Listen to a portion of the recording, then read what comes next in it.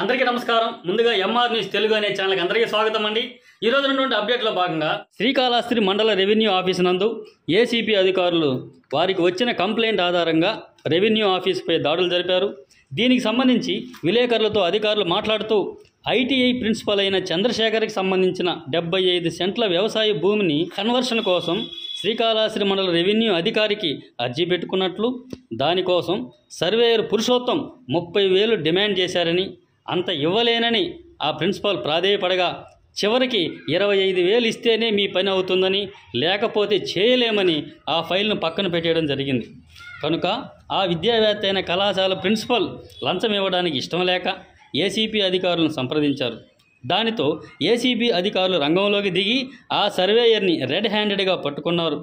ఇంకా తనిఖీ పూర్తయ్యాక అతని కోర్టుకు కూడా హాజరుపరుస్తున్నామని ఏసీబీ అధికారులు విలేకరుల ముందు తెలియజేశారు. దీనితో పాటు విలేకరుల ద్వారా ప్రజలకు ఒక భరోసా ఇచ్చే విధంగా ఎక్కడైనా ప్రభుత్వ అధికారులు లంచాలు డిమాండ్ చేస్తే తప్పకుండా మమ్మల్ని సంప్రదించండి, మేము మీకు న్యాయం చేస్తాము అని అధికారికంగా వారి మొబైల్ నంబర్స్తో పాటు అందుబాటులో ఉంచారు. చంద్రశేఖర్ అనే వ్యక్తి ఆయనకి ఉన్న 75 సెంట్ల స్థలాన్ని, అంటే అది అగ్రికల్చర్ ల్యాండ్, దాన్ని కన్వర్షన్ కోసం అని చెప్పి అప్లికేషన్ పెట్టుకున్నారండి మన ఎంఆర్ఓ కాళహస్తి ఆఫీసులోని. అది 2 సార్లు రిజెక్ట్ అయింది. 3వ సారి ఎందుకు రిజెక్ట్ అయిందని చెప్పి ఇక్కడికి వచ్చి కాంటాక్ట్ చేస్తే డీటీ గారేమో సర్వేయర్ దగ్గరికి వెళ్ళమన్నారంట. సర్వేయర్ గారేమో సర్వే చేయడానికి అమౌంట్ 30,000 అవసరం అవుతుంది అని చెప్పారంట. ఆయనేమో రిక్వెస్ట్ చేసుకొని మాట్లాడితే 25 ఇస్తేనే పని అవుతుంది, లేకపోతే అవ్వదని చెప్పారు. అంటే లంచంగా డబ్బులు అడిగారు కాబట్టి ఆ పెద్ద ఆయన ఒక ఐటీఐ కాలేజ్ ప్రిన్సిపల్, ఆయనకి లంచం డబ్బులు ఇవ్వడం ఇష్టం లేక మా దగ్గరికి వచ్చి కంప్లైంట్ చేస్తే మేమేమో ఈరోజు ఆయన సర్వేయర్కి డైరెక్ట్గా డబ్బులు ఇస్తుంటే రెడ్ హ్యాండెడ్గా పట్టుకున్నాము. ఫర్దర్ కోర్స్ ఆఫ్ యాక్షన్ కోర్టులో పెడతాం. సర్వేరేనండి, సర్వేర్ తీసుకున్నాం. పురుషోత్తం.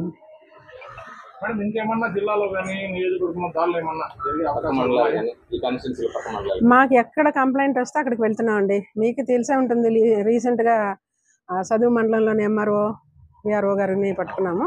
ఇప్పుడు ఇక్కడ అట్లా మాకు కంప్లైంట్ ఎక్కడ వస్తే ఎవరి మీద వచ్చినా, అంటే రెవెన్యూ అనే కాదు, ఏ గవర్నమెంట్ ఎంప్లాయీ అన్నా సరే లబ్ధిదారులు వచ్చి కంప్లైంట్ ఇస్తే, అంటే అఫీషియల్గా చేయాల్సిన పని చేయకుండా ఉంటూ దానికి లంచం డబ్బులు అడిగితే మాకు కంప్లైంట్ ఇస్తే మేము యాక్షన్ తీసుకుంటాం.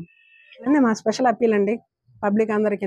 దయచేసి మా ఫోన్ నెంబర్స్ కూడా ఇస్తాము, మాకు కాంటాక్ట్ చేయమనండి, మేము డెఫినెట్గా యాక్షన్ తీసుకుంటాం.